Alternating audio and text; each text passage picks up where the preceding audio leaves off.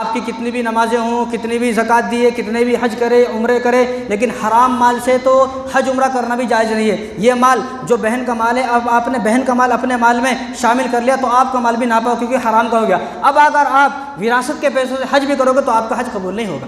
پہلے بہنوں کا حق ادا کریں، اس لیے آپ کی داڑھی ہے، کرتا ہے، جبہ ہے، قبہ ہے، آپ کے نماز ہیں، روزے ہیں، چلہ ہے، تبلیغ ہے، 40 دن ہے، آپ کے تقاضے ہیں، مفتی ہے، مولانا ہے، کچھ بھی ہیں، آپ کتنی بڑے ترم خواہ ہیں، کتنے بڑے تیس مار خواہ ہیں، لیکن مرنے کے بعد آپ کے سارے اعمال آپ کے منہ پہ مار دیے جائیں گے۔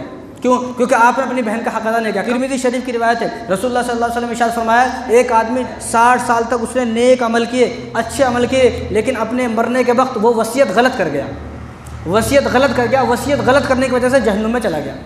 60 سال تک نماز پڑھا، 60 سال تک روزے بھی رکھا، 60 سال میں جانے کتنے حج کیے، کتنے عمرے کیے، لیکن مرتے وقت اپنی اولاد کو یہ بتا کر نہیں گیا کہ میں جو چھوڑ کر مر رہا ہوں اس میں تمہاری بہنوں کا بھی حصہ ہے، تمہاری بہنوں کو بھی دینا ہے مرنے کے بعد۔ اگر یہ بتا کر نہیں گیا، وصیت کر نہیں گیا، تو اس کی 60 سال کی عبادتیں اس کے منہ پر مار دی جائیں گی اور اس کو جہنم میں داخل کر دیا جائے گا۔ اور آگے حضور نے فرمایا، یہ بھی ترمذی کی روایت ہے کہ ایک آدمی 60 سال تک جہنم والے کام کرتا رہتا ہے، گناہ کرتا رہتا ہے، کبھی کوئی اچھا کام نہیں کرتا، لیکن اپنے مرنے سے پہلے وصیت خوبصورت کر کے جاتا ہے، وصیت صحیح کر کے جاتا ہے، اپنی اولاد کو بٹھاتا ہے، جمع کرتا ہے، ان کو سمجھاتا ہے اور ان کو بتاتا ہے کہ میرے مرنے کے بعد اس مال میں تمہاری بہنوں کا بھی حصہ ہے، بہنوں کو بھی حصہ دینا ہے۔ اب مرنے کے بعد جو ان کی اولاد ہیں وہ اپنی بہنوں کو، یہ آدمی پوری زندگی 60 سال تک کون سا کام کیا؟ جہنم والے کام کیا، لیکن وصیت صحیح کر گیا تو اللہ تبارک و تعالیٰ مرنے کے بعد اس کو جنت میں داخل فرما دیں گے۔ تو کوئی بھی آدمی اپنے داڑھی کرتے پر خوش نہ ہو، اپنی نمازوں پر خوش نہ ہو۔ مسجد میں آ کر قرآن ہاتھ میں لے لینا بہت آسان ہے، مسجد میں آ کر تسبیح ہاتھ میں لے لینا بہت آسان ہے، مسجد میں آ کر صوفی بن جانا اور بالکل شریف بن جانا اور اللہ اللہ کرنا بہت آسان ہے، مسجد میں آ کر سب کچھ کرنا آسان ہے، سب کچھ، لیکن اپنی بہنوں کو حصہ دینا بڑا مشکل ہے، کیونکہ اس دنیا میں اگر جس چیز سے ہمارا دل لگا ہے وہ سب سے زیادہ مال ہے۔ مال نہیں دیں گے، ہم سب کچھ کریں گے، ہم چلہ جائیں گے، 40 دن جائیں گے، تقاضے جائیں گے، روزے رکھیں گے، کتنے روزے رکھوانے رکھا لو، نماز کو کتنی بار بلاتے آ جائیں گے، جلسوں میں ہر جگہ جائیں گے، لیکن مال خرچ نہیں کریں گے۔ یہ بہن کا حصہ ہے، اور بعض لوگ یہ سوچتے ہیں کہ میں دے رہا ہوں تو احسان کر رہا ہوں، کوئی احسان نہیں کر رہا بھائی، یہ اس کا حق ہے، یہ اس کا حق نے اپنا حق لے رہی ہے۔ اگر کوئی لڑکی یہ بول بھی دیتی ہے، اپنی زبان سے کسی لڑکے نے یہ بول بھی دیا کہ میرا حصہ دیں، والد صاحب جو چھوڑ کر میں، بھائی جو ہے وہ خود بول دیتا ہے کہ تیرے واسطے اب ہمارے دروازے بند ہے، تو ہمارے گھر میں کبھی نہیں آنا، میری موت۔ الحمد للہ وکفی وسلام علی عباده الذین اصطفى، اما بعد فاعوذ باللہ من الشیطان الرجیم، بسم اللہ الرحمن الرحیم۔ للرجال نصیب مما ترک الوالدان والاقربون وللنساء نصیب مما ترک الوالدان والاقربون مما قل منه او كثر نصیبا مفروضا۔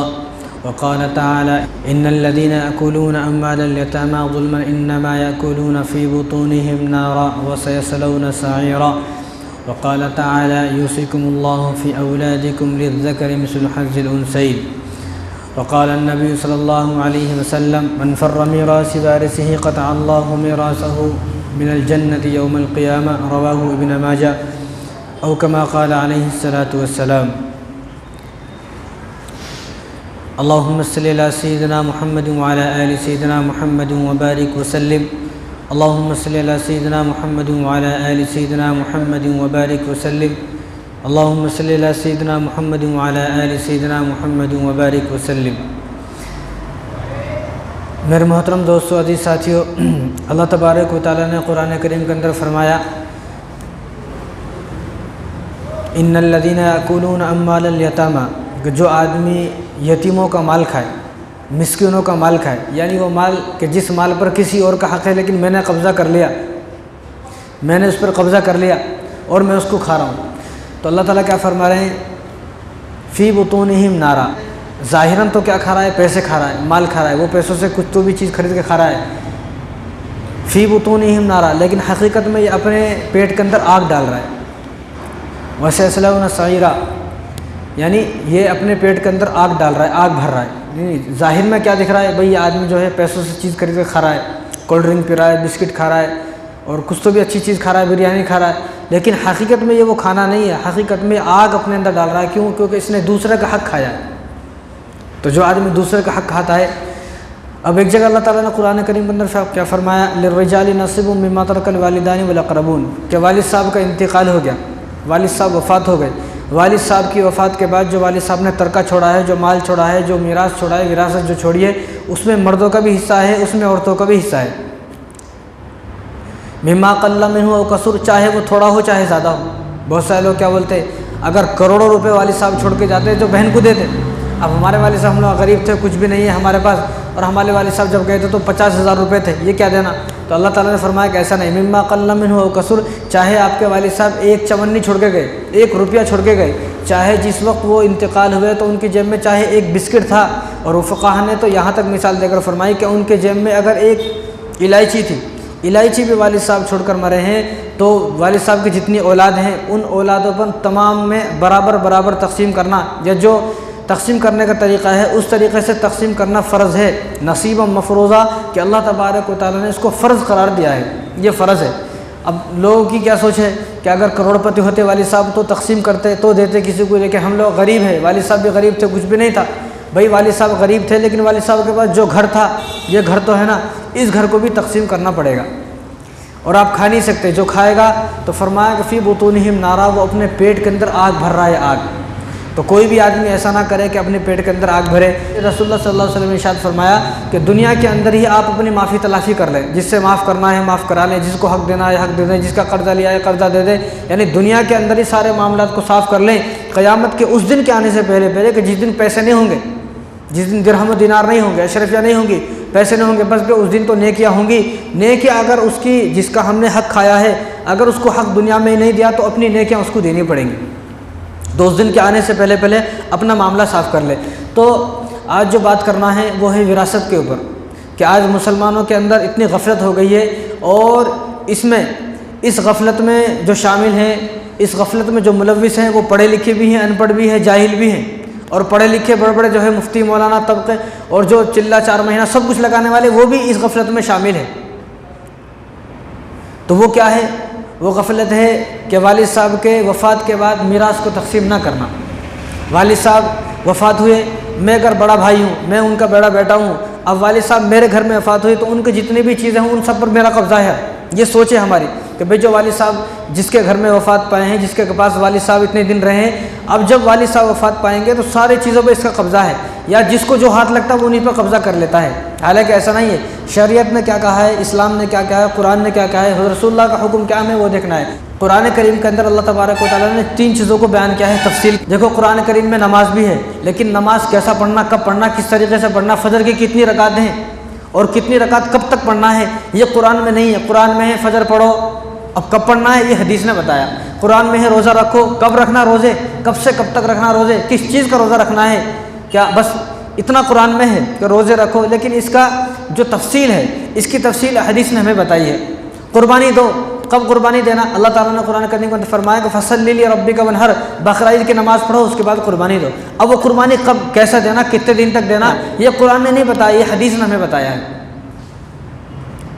اس طرح جسے حج کرنا ہے تو صرف واتم الحج، حج کرو اتنا بتایا قرآن نے، لیکن حج کیسا کرنا ہے، کیا کیا کرنا ہے، کیا ارکان ہے، یہ سب تفصیل جو ہے وہ ہمیں حدیث نے بتائی ہے۔ تو اسی طرح اللہ تبارک و تعالیٰ نے یہ بھی فرمایا کہ یوصیکم اللہ فی اولادکم، کہ اپنی اولاد کے درمیان وصیت کرو، اور اپنی اور جو تمہاری اولاد ہیں ان کی مرنے کے بعد آپس میں وراثت کو تقسیم کیا جائے گا۔ اس کے جو وراثت کے احکام، طلاق کے احکام، وراثت کے احکام، طلاق کے پردے کے احکام، یہ 3 احکام ایسے ہیں جن کو اللہ تبارک و تعالیٰ نے قرآن کریم میں تفصیل سے بیان کیا ہے۔ پردے کے احکام، طلاق کے احکام اور وراثت کے احکام، ان چیزوں کے لیے حدیث کی ضرورت نہیں ہے۔ یہ چیزیں وہ ہیں کہ اللہ نے ہی بتا دیا کس سے پردہ کرنا ہے، طلاق ہوگی تو کیا ہوگا، 1 طلاق کی تو کیا، 2 کیا، یہ سب چیز اللہ نے بتائی ہے۔ وراثت کو کیسے تقسیم کرنا ہے، اولاد ہیں تو کیسا تقسیم کرنا، نہیں ہے تو تقسیم کیسا کرنا، 2 بیوی ہیں تو کیسا تقسیم کرنا، بیوی مر گئی تو کیسا تقسیم کرنا، دادا ہیں پوتے نہیں ہیں تو کیسا تقسیم کرنا، دادا نہیں ہے پوتے ہیں، یا والد صاحب ہیں پوتے، والد صاحب نہیں ہے پوتے ہیں، یعنی ساری تفصیل اللہ تبارک و تعالیٰ نے قرآن کریم کے اندر بتائی۔ وہ صرف 3 مسئلے ہیں، ایک پردے کے حکام، ایک طلاق کے حکام، وراثت کے حکام، یہ 3 احکام ایسے ہیں کہ ان کے لیے حدیث کی ضرورت نہیں ہے، ان کے لیے قرآن کافی اللہ نے فرمایا۔ اور اسی لیے اللہ تبارک و تعالیٰ نے کہیں یوصیکم اللہ فرمایا کہ یوصیکم اللہ، یہ میری وصیت ہے، میرا حکم ہے، اور کہیں فرمایا فریضۃ من اللہ، یہ تم پر فرض کیا گئے، تم ایسا کرنا ہی ہے، اور کہیں فرمایا یوصیکم اللہ وصیۃ من اللہ نصیبا مفروضہ فریضۃ من اللہ، یعنی یہ سب چیز اللہ تبارک و تعالیٰ نے جو حکم فرمایا کہ وراثت کے بارے میں فرمایا، تم وراثت ادا کرو، وراثت دو بہنوں کو، جس طرح بھی وراثت دینا بھائیوں کو وراثت دو۔ جب والد صاحب اس دنیا سے چلے گئے تو کس طرح تقسیم کرنا ہے قرآن نے سب بتایا ہے۔ کسی عالم کے پاس، مولوی صاحب کے پاس جا کر بیٹھیں گے تو صرف 10 منٹ میں سارا حل ہو جاتا، لیکن کسی عالم کے پاس نہیں جائیں گے، مفتی صاحب کے پاس نہیں جائیں گے، اپنی جائیداد لینے کے واسطے کورٹ کچہریوں میں چکر لگانے پڑیں گے، کورٹ کچہریوں میں چکر لگائیں گے، جتنے روپے کی پلاٹ نہیں ہے، جائیداد نہیں ہے، جتنے روپے اس سے زیادہ روپے کہیں کورٹ کچہریوں میں لگ گئے، پولیس والے لے لیا، وکیل لے لیا، لیکن وہ اتنے پیسوں کی پراپرٹی نہیں ہے جتنے پیسے جو ہے کیس پر لگ گئے۔ لیکن ہمارا طریقہ ہے کہ جب تک دشمن نہیں ہوگی، لڑائی نہیں ہوگی، جھگڑے نہیں ہوں گے، کیس نہیں ہوگا، پولیس نہیں آئے گی، وکیل نہیں آئے گا، جب تک اپنے گھر میں ہم بٹوارا نہیں کرتے، حالانکہ اللہ کا حکم ہے۔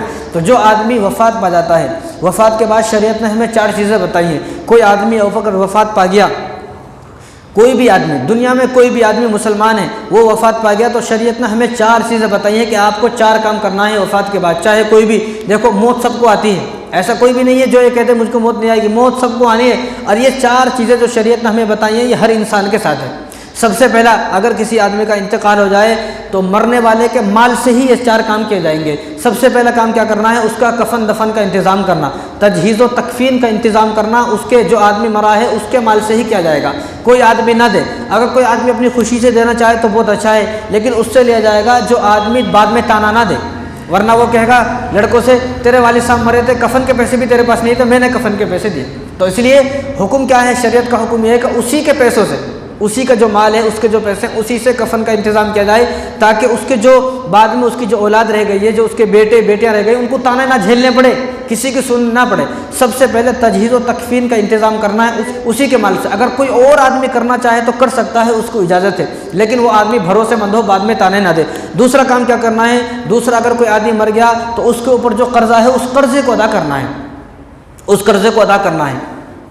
اگر قرضہ ادا نہیں کیا اور اسی طرح دنیا سے چلا گیا تو رسول اللہ صلی اللہ علیہ وسلم ارشاد فرمایا کہ بخاری کی روایت ہے، حضور صلی اللہ علیہ وسلم کے پاس اگر کوئی جنازہ آتا، تو یہ بخاری کی روایت ہے، حضرت ابو قتادہ فرماتے ہیں کہ ایک جنازہ آیا حضور صلی اللہ علیہ وسلم کے پاس، تو حضور صلی اللہ علیہ وسلم کے پاس جو بھی جنازہ آتا تھا تو حضور صلی اللہ علیہ وسلم سے پوچھتے تھے اس سے، حل علیہ دین، کیا اس کے اوپر قرضہ ہے؟ اگر فرماتے کہ لا اس کے اوپر قرضہ نہیں ہے تو آپ جنازہ پڑھا دیتے۔ تو حضرت ابو قتادہ فرماتے ہیں کہ جنازہ آیا حضور کے پاس، تو حضور نے اس جنازے کے بارے میں یہی پوچھا، حل علیہ دین، کیا اس کے اوپر قرضہ ہے؟ تو صحابہ نے کہا کہ یا رسول اللہ اس کے اوپر تو قرضہ ہے۔ تو حضور نے فرمایا کہ صلوا علی صاحبکم، پھر تم اپنے ساتھی کی نماز جنازہ پڑھ لو، میں اس کی نماز جنازہ نہیں پڑھوں گا۔ کون ہے یہ؟ وہ آدمی جو قرضہ لے کر اس دنیا سے گیا، قرضہ تھا۔ تو حضرت ابو قتادہ نے فرمایا کہ یا رسول اللہ اس کے اوپر جتنا قرضہ ہے میں اس کی ذمہ داری لیتا ہوں، اس کے جن کے اوپر جو اس کے قرض دار ہیں، جن کو جس سے اس نے قرضہ لیا ہے، ان سب کو میں تلاش کروں گا، میں ڈھونڈوں گا، ان سب کا چاہے 1 سے لے کر 1000 تک کتنا ہی پیسہ ہو میں اس کو دینے کو تیار ہوں، آپ ان کی نماز جنازہ پڑھا رہے۔ پھر حضور صلی اللہ علیہ وسلم نے ان کی نماز جنازہ پڑھائی، ورنہ جب تک آپ صلی اللہ علیہ وسلم نماز جنازہ، اور کسی کی بھی، چاہے کوئی صحابی ہو، صحابی تو ایسے نہیں ہوتے تھے، اگر کوئی ایسا ہو بھی گیا جس کی نماز جنازہ آئی اور اس کے اوپر قرضہ ہے تو حضور صلی اللہ علیہ وسلم اس کی نماز جنازہ نہیں پڑھاتے۔ اور آگے حضور صلی اللہ علیہ وسلم ارشاد فرمایا کہ جو شہید ہے، شہید وہ آدمی ہے جب شہید ہوتا ہے تو حوریں بھی اس کا انتظار کرتی ہیں، جنت بھی اس کا انتظار کرتی ہے، جنت میں اللہ تبارک و تعالیٰ اس کے استقبال کے لیے حوروں کو ٹھہرا دیتے ہیں۔ شہید ایسا آدمی ہے لیکن جب شہید ہوتا ہے، کوئی آدمی شہید ہوا تو حضور نے ارشاد فرمایا کہ اس کا خون زمین پر گرنے سے پہلے اللہ تبارک و تعالیٰ اس کی مغفرت فرما دیتے ہیں۔ لیکن حضور نے اس موقع پر ارشاد فرمایا کہ شہید اگر مر گیا تو اس کے سارے گناہ معاف، سب معاف، بخشش ہو گئی، لیکن قرضہ اس کا بھی معاف نہیں ہوگا۔ جب تک اس کا قرضہ ادا نہیں کیا جائے گا، یا کوئی بھی اس کے گھر والے یا کوئی بھی قرضہ جب تک ادا نہیں کرے گا تو یہ جنت کے دروازے پر کھڑا رہے گا، جب تک وہ قرضہ ادا نہیں ہوگا جنت میں داخل نہیں ہو سکتا۔ تو شہید تو کتنا بڑا مقام ہے، سب سے بڑا اگر کوئی مقام ہے تو وہ شہادت کا مقام ہے۔ حضور صلی اللہ علیہ وسلم ہمیشہ دعا کرتے تھے، اللہ میں شہید ہو جاؤں، پھر مجھے زندہ کیا جائے، پھر مجھے شہید کیا جائے، پھر مجھے زندہ کیا جائے، پھر مجھے شہید کیا جائے۔ تو شہید کو بھی قرضہ معاف نہیں ہے۔ تو اسی طرح اگر ہمارے اوپر کسی کا بھی قرضہ ہے تو مرنے سے پہلے اس کو یا تو معافی مانگ لے، بھائی میرے پاس نہیں ہے، آپ کا اتنا قرضہ ہے، آپ مجھے معاف کر دیں، آپ اللہ سے اجر لے لیں، لیکن مجھے معاف کر دیں، میرا پیسہ نہیں ہے۔ اگر آپ معاف نہیں کرتے تو میں تھوڑا تھوڑا ادا کر دوں گا، کہیں ایسا نہ ہو میری موت آ جائے اور تم مجھے معاف نہ کرو، قیامت کے دن میری گریبان پکڑو، میں کہاں سے دوں گا؟ تو میں تو نہیں دے سکتا۔ اسی طرح ایک قرضہ جو ہے وہ مہر ہے، اگر کسی آدمی کا انتقال ہو جائے تو انتقال کے بعد جو بیٹے ہیں وہ بیٹے اپنی والدہ سے پوچھے کہ والد صاحب نے مہر ادا کیا تھا نہیں کیا تھا، اگر مہر ادا نہیں کیا تو سب سے پہلے اس کے مال سے بیوی کا مہر ادا کیا جائے گا سب سے پہلے۔ اور رسول اللہ صلی اللہ علیہ وسلم نے ارشاد فرمایا اگر کوئی آدمی نکاح کرے اور اس کا مہر دینے کا ارادہ نہیں ہے، خالی پیلی ویسی 1 لاکھ روپے مہر ہے، خالی پیلی ویسی بول دیا اور دل میں یہ سوچا کہ کون دیتا مہر، چھوڑو نہیں دینے کا ہے، تو ایسا آدمی جس کی نیت یہ ہے کہ مہر نہیں دینا ہے تو حضور نے ارشاد فرمایا قیامت کے دن وہ اس لائن میں کھڑا ہوگا کہ جس لائن میں زنا کرنے والے لوگ کھڑے ہوئے ہیں، بدکار لوگ کھڑے ہوئے ہیں، جس لائن میں وہ لوگ کھڑے ہوئے ہیں جنہوں نے ساری زندگی فاحشہ عورتوں سے اپنا منہ کالا کیا ہے، اسی لائن میں یہ کھڑا ہوگا۔ اب دنیا میں اس نے مہر ادا نہیں کیا، اب قیامت کے دن وہ لائن میں کھڑا ہے، لوگ اس سے پوچھیں گے آپ کے تو حاجی صاحب تھے، اب تو بڑے متقی تھے، پرہیزگار تھے، پہلی سب میں نماز پڑھتے تھے، یہ کیا ہوا آج اب جو ہے زانیوں کی لائن میں ہو؟ تو بتایا جائے گا کہ یہ وہ آدمی ہے کہ جس آدمی نے اپنی بیوی کا مہر ادا نہیں کیا۔ تو اس لیے جس نے اپنی بیوی کا مہر ادا نہیں کیا ہے،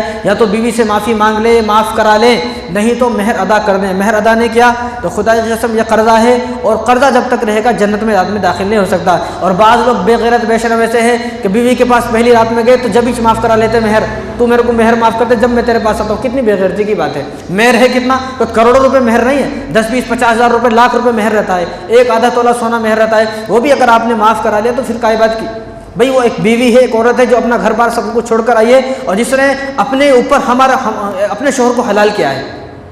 اگر وہ چاہتی تو وہ کیا کیا کر سکتی تھی، لیکن اس نے سب کچھ چھوڑ کر تمہارے پاس آئی ہے۔ اب فرض یہ بنتا ہے کہ سب سے پہلے اس کا مہر ادا کیا جائے۔ تو اگر مہر ادا نہیں کیا ہے تو بچوں کی ذمہ داری ہے اپنے والدہ سے پوچھیں کہ مہر ادا کیا نہیں کیا ہے تو سب سے پہلے اس کے مال سے اس کا جو ہے مہر ادا کریں۔ اور تیسرا جو کام ہے، پہلا کام کیا ہے کہ کفن کا انتظام کرنا ہے اس کے مال سے، دوسرا کام کیا ہے قرضہ ادا کرنا ہے۔ اب اس قرضہ ادا کرنے میں چاہے اس کے سارے پیسے چلے جائیں، ایک آدمی 1 لاکھ روپے چھوڑ کر مرا، اب اس کے 1 لاکھ روپے ہی اس پہ قرضہ ہے تو سارا مال دے دیا جائے گا، سارا مال دے دیا جائے گا، چاہے مال سارا ختم ہو جائے لیکن قرضہ ضرور ادا کیا جائے گا، قرضہ بالکل معاف نہیں ہے۔ اور دوسری بات، مرنے کے بعد کیسا پتہ چلے گا؟ بھئی مرنے ایک آدمی مر گیا، اب 1000 آدمی آ گئے، میرے اوپر بھی قرضہ ہے، میرا بھی اس کے اوپر قرضہ ہے، میرا بھی اس کے اوپر قرضہ ہے، تو اب شریعت نے یہ بتایا ہے کہ جو آدمی یہ بولے کہ میرا اس کے اوپر قرضہ ہے، اس کے پاس کوئی ثبوت ہونا چاہیے، کوئی تحریر لکھی ہوئی ہو، اس کا کوئی دستخط ہو، کوئی سائن ہو، کوئی فوٹو وغیرہ، کوئی ثبوت ہو تو دیا جائے گا، ثبوت نہیں تو نہیں دیا جائے گا۔ ایسے تو ہزاروں آدمی آ جائیں گے، کس کو دیں گے بھائی؟ کس کو دیں گے؟ تو شریعت نے کہا ہے کہ ثبوت ہونا چاہیے، بنا ثبوت کے نہیں دیا جائے گا۔ یہ 2 کام۔ تیسرا کام کیا کرنا ہے؟ کوئی مر گیا، اس کے مال سے اس کی وصیت کو پورا کرنا ہے۔ کوئی آدمی مرا اور مرنے سے پہلے وصیت کر کے گیا کہ بھائی میرے نام پہ مسجد میں اتنے پیسے دینا ہے، مدرسے میں اتنے پیسے دینا ہے، فلاں یتیم کی مدد کرنا ہے، فلاں بیوہ کی مدد کرنا ہے، فلاں غریب کی مدد کرنا ہے۔ اس طرح جو اچھی وصیت ہے، جو جائز وصیت ہے وہ پورا کرنا ہے، ناجائز وصیت پورا نہیں کرنا ہے۔ تو جائز وصیت کس طرح پوری کی جائے گی؟ اپنے بچوں کو جو اگر وہ بول کر گیا ہے، نہیں بول کر گیا، جس طرح نماز ہے، بھائی میں نے اپنی زندگی میں نماز نہیں پڑھی، 1 مہینے سے میں بیمار تھا، میں نماز نہیں پڑھ سکا، میرے مرنے کے بعد میرے مال سے میری نمازوں کا فدیہ دے دینا، میرے روزوں کا فدیہ دینا، یا میرے پاس مال تھا بہت، حج فرض تھا، حج نہیں کر سکا، میں مر گیا تو میرے مال سے آپ حج کر لینا۔ اس طرح جو اچھی وصیت ہے وہ والد صاحب کی پوری کی جائیں گی، لیکن وہ بھی تہائی مال سے پوری کی جائیں گی، پورے مال سے نہیں، تو تہائی مال سے جتنا ہو سکتا ہے وصیت پوری کی جائیں گی۔ اگر تہائی مال سے زیادہ ان کی وصیت بڑھ رہی ہے تو نہیں کی جائیں گی۔ ایسا نہیں ہے، کیوں؟ وہ اس لیے نہیں ہے کہ بھئی زندہ رہتے ہوئے آدمی مدد کرے، زندہ رہتے ہوئے کسی کے کام آئے، زندہ رہتے ہوئے آدمی خرچ کرے۔ ایک آدمی مر رہا ہے، اب اس کو معلوم ہے یہ پیسہ جو میں چھوڑ کر مر رہا ہوں میرے کوئی کام کا نہیں ہے، اب میں سارے پیسوں کی وصیت کرتا ہوں، میرے جتنے پیسے ان سب پیسوں کی مسجد بنا دو، یہ بات نہیں چلے گی۔ زندہ رہتے ہوئے کر رہا تھا کتنا نیک کام کرتا، مرے بعد نہیں، مرے بعد اس کی جو وصیت ہے صرف تہائی مال سے ادا کی جائے گی، تہائی مال صرف، اس سے زیادہ نہیں، اس سے زیادہ اگر اس کی وصیت ہے تو ان کو چھوڑ دیا جائے گا۔ یہ 3 کام کرنا ہے، کفن دفن کا انتظام کرنا ہے سب سے پہلے، دوسرا اس کا قرضہ ادا کرنا ہے، تیسرا اس کی وصیتوں کو پورا کرنا ہے، چوتھا جو مین کام ہے وہ ہے وراثت کی تقسیم کرنا ہے۔ جو آدمی مرا جتنی پراپرٹی جائیداد چھوڑ کر گیا ہے اس کو تقسیم کرنا ہے۔ قرآن میں انہی 3 مسئلوں کو تفصیل سے بیان کیا گیا ہے، اور وراثت کے وہ مسائل ہے کہ وراثت کے لیے حدیث کی ضرورت نہیں ہے، وراثت کے اجماع کی ضرورت نہیں ہے، صحابہ کی یا کسی کی تابعین کی ضرورت نہیں ہے، ہر مسئلے کے لیے کسی نہ کسی کی ضرورت پڑے گی، لیکن وراثت کے مسائل اللہ تبارک و تعالیٰ نے سارے کے سارے قرآن میں بیان کر دیے ہیں۔ یوصیکم اللہ فی اولادکم، اگر کسی کو یقین نہیں آتا یا قرآن پڑھ کر دے کہ سورہ نساء، اللہ تبارک و تعالیٰ نے عورتوں کے حقوق جس صورت میں نازل کیے ہیں اس صورت کا نام بھی سورہ نساء دے دیا، عورتوں والی صورت۔ مرد والی سورہ رجال قرآن میں کوئی صورت نہیں ہے، مرد والی ایک بھی صورت نہیں ہے، سورہ نساء عورتوں والی صورت اللہ تبارک و تعالیٰ نے قرآن کریم میں نازل فرمائی۔ کسی کو یقین نہ ہو تو سورہ نساء اٹھائیں اور آیت نمبر 10 سے آیت نمبر 14 تک پڑھ کر دیکھیں، اللہ تبارک و تعالیٰ نے انہی 2-3 صفحوں میں اس پورے وراثت کو کیسے تقسیم کرنا ہے پورا سب کچھ بتا دیا ہے۔ تو نماز کا حکم کس نے دیا؟ اللہ نے دیا۔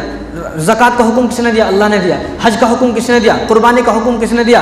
فطرہ کا حکم کس نے دیا؟ غریبوں کی مدد کرنے کا حکم کس نے دیا؟ اب ہم یہاں جو جمعے کے آ رہے ہیں، جمعہ کا نماز پڑھنے کا حکم کس نے دیا؟ اللہ تبارک و تعالیٰ نے دیا۔ جس طرح اللہ تبارک و تعالیٰ نے یہ ساری چیزوں کا حکم دیا ہے قرآن میں، اسی طرح اللہ تبارک و تعالیٰ نے وراثت کا حکم دیا ہے قرآن میں۔ لیکن ہماری بدنصیبی ہے، افسوس ہے مسلمانوں پر کہ قرآن کی باقی چیز تو پکڑ لیے، نماز قرآن میں ٹھیک ہے نماز پڑھیں گے، زکوٰۃ قرآن میں ٹھیک ہے زکوٰۃ دیں گے، حج قرآن میں ٹھیک ہے حج کریں گے، روزہ قرآن میں ٹھیک ہے روزہ رکھیں گے، لیکن جب وراثت کے مسائل آتا تو مسلمان عمل نہیں کرتا ہے۔ تو معلوم یہ ہوتا ہے کہ یہ آدمی اس قرآن پر عمل کرنا نہیں چاہتا ہے۔ اب جو آدمی قرآن کے مطابق اپنی زندگی گزارنا نہیں چاہتا ہے، وہ اپنے آپ کو مومن نہ کہے، اپنے آپ کو مسلمان نہ کہے، یا تو وہ دوسرا قرآن بنا لے اس پر عمل کرے۔ اگر اس قرآن پر عمل کرنا ہے تو اس قرآن کی ہر ایک بات پر عمل کرنا پڑے گا۔ تو جو وراثت کی جو آیات ہیں ان آیات کے شان نزول کیا ہے؟ ایک صحابی ہیں سعد بن ربیع رضی اللہ تعالیٰ عنہ، وہ جنگ احد میں شہید ہو گئے، ان کی 2 بیٹیاں تھیں، اب ان کے بھائی تھے، ابھی یہ وراثت کی آیات نازل نہیں ہوئی، اب ان کے بھائی تھے، ان کی وفات کے بعد، ان کی شہادت کے بعد ان کے بھائی نے ان کے زمین پر قبضہ کر لیا اور ان کی بیوی کو نکال دیا، بھی تم کہیں بھی جاؤ، کیونکہ اس وقت ایسا ہی تھا، وہ بھی صحابی تھے لیکن اس وقت ایسا قانون تھا، قرآن نازل نہیں ہوا تھا پورا۔ اب وہ جو ان کی بیوی تھی 2 بچوں کو لے کر ایک جگہ کھیت میں کام کر رہی تھی، ہل چلا رہی تھی، اب حضور اس راستے سے جا رہے تھے، اب جب حضور اس راستے سے جا رہے تو حضور کے پاس بھاگ کر آئی وہ عورت کہ انہوں نے کہا کہ یا رسول اللہ آپ کو تو معلوم ہے کہ میں سعد بن ربیع کی بیوی ہوں اور وہ جنگ احد میں شہید ہو گئے، ہمارے پاس بڑا مال ہے، بڑی دولت ہے ہمارے پاس اور بڑے بڑے کھیت ہیں، گھر ہے، سب کچھ ہے، لیکن ان کے بھائی نے اس پر قبضہ کر لیا، میرے لیے کچھ بھی نہیں رہا، میں تو اپنی زندگی کیسے نہ کیسے گزار لوں گی، لیکن آپ ان دونوں بیٹیوں کو دیکھیں، ان دونوں بیٹیوں سے جوان ہونے کے بعد کون شادی کرے گا، کیسے ان کی زندگی گزرے گی؟ تو حضور نے فرمایا کہ میں کیا کر سکتا ہوں، میں تو کچھ نہیں کر سکتا، بس تم دعا کرو، میں بھی دعا کروں گا، اللہ تبارک و تعالیٰ کوئی نہ کوئی حکم نازل فرمائیں گے۔ تو فوراً اللہ تبارک و تعالیٰ نے اس آیت کو نازل فرمایا، پوری آیت، یہ جو تمام آیتیں وراثت کی، اس موقع پر اللہ تبارک و تعالیٰ نے ان آیات کو نازل فرمایا، یوصیکم اللہ فی اولادکم للذکر مثل حظ الانثیین۔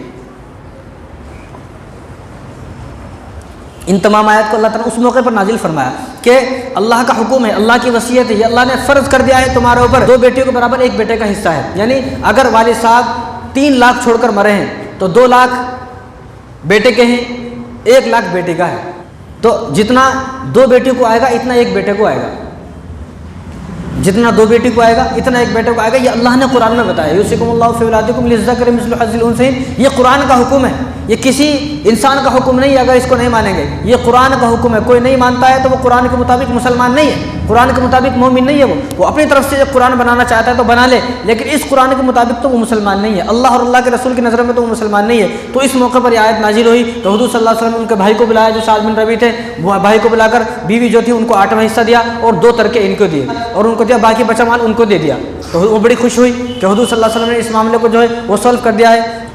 اگر کوئی آدمی عمل نہیں کرتا، دیکھو اللہ تبارک و تعالیٰ، جو یہودی کیسے تھے، یہودی ایسے تھے کہ قرآن کی جو ان کی کتاب تھی توریت، اس کی بعض چیزوں پر عمل کرتے تھے، بعض کو چھوڑ دیتے تھے، تو اللہ تبارک و تعالیٰ کی لعنت ان پر برسی اور اللہ تبارک و تعالیٰ نے فرمایا افتؤمنون ببعض الکتاب وتکفرون ببعض، تم بھی یہودیوں کی طرح بعض چھوڑو، بعض چیزوں کو لے لیتے ہو، بعض چیزوں پر عمل کر لیتے ہو، اور قرآن کی بعض چیزوں پر ہم نے عمل کیا، بعض چیزوں کو چھوڑ دیا، نماز پڑھیں گے، قرآن بھی پڑھیں گے، زکوٰۃ دیں گے، روزے بھی رکھیں گے، حج کریں گے، لیکن بیٹی کو وراثت نہیں دیں گے، حالانکہ یہ بھی قرآن کا حکم ہے، جب وہ قرآن کا حکم ہے یہ بھی وہ مان رہے، یہ نہیں مان رہے، یہ اس لیے نہیں مان رہے کیونکہ مال ہے، مال جب آدمی کی جیب سے جاتا ہے تو بڑی تکلیف ہوتی ہے، حالانکہ وہ اس کا ہے، وہ اللہ نے رکھا ہے، بھائی جو تیرا مال ہے اس میں تیرے بیٹوں کا بھی حق ہے تو بیٹیوں کا بھی حق ہے، اور میں تو کہتا ہوں کہ بھائیوں کو تو خوش ہونا چاہیے، بیٹوں کو تو خوش ہونا چاہیے کہ تیرا زیادہ ہے، بہن کا تو کم ہے، بہن کو تو صرف 1 لاکھ روپے جا رہے ہیں لیکن تیرے کو 2 لاکھ روپے آ رہے ہیں 3 لاکھ میں سے، تو تیرے کو تو خوش ہونا چاہیے، تیرے کو زیادہ ہے۔